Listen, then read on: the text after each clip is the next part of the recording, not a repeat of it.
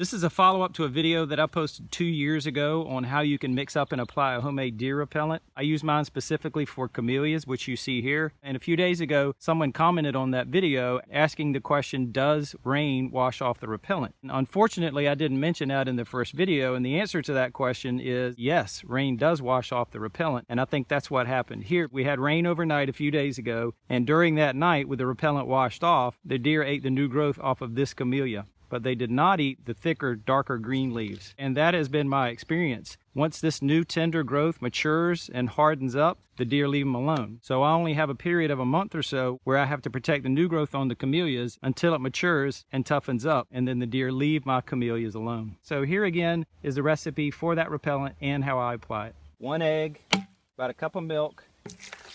Make sure you break the egg and bust up the yolk. Garlic powder from Walmart, 98 cents. Couple of good shakes of that. Cayenne pepper, also from Walmart, $1.58. A few good shakes of that. 1 gallon of warm water.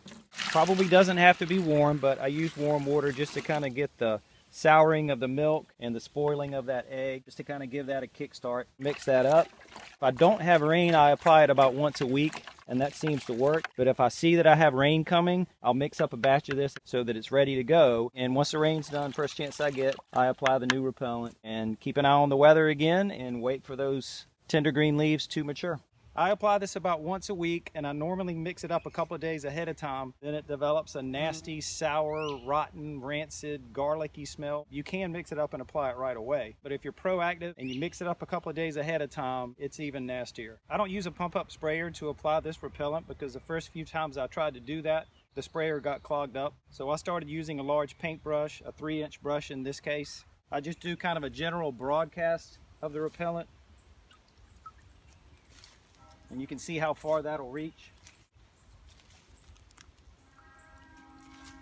And I think once the deer get kind of a general funky smell from an area, that they leave that area alone. At least that's been my experience. So this mixture and this method of application will work, but you have to be proactive. You have to keep an eye on the weather. If you see that you have rain predicted, mix up a batch and have it ready to go, or at least have the ingredients on hand ready to mix up in case you have rain come out of nowhere. Being ready for rain is extremely important. Here's a perfect example of what I was talking about. We just got through with some heavy rain, but that rain is tapering off, and I knew the rain was coming. So yesterday, I mixed up another batch, and as soon as the rain quits, I will reapply this repellent. But if I didn't apply new repellent right after this rain, then I would just have to cross my fingers and hope that my camellias did not get eaten.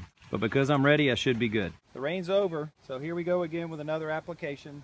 If I didn't do this, and the deer that you saw earlier in the video find this area unprotected, they could wipe out every bit of new growth on not just these camellias, but on many of the other hundreds of camellias that I have in my yard that cover an area of roughly an acre. And if you're fighting deer and damage to your plants, you know the only thing you can do is minimize the damage. You're not going to stop them unless you eliminate the deer, and that's not going to happen where I live. Hope this helps you out, and thanks for watching.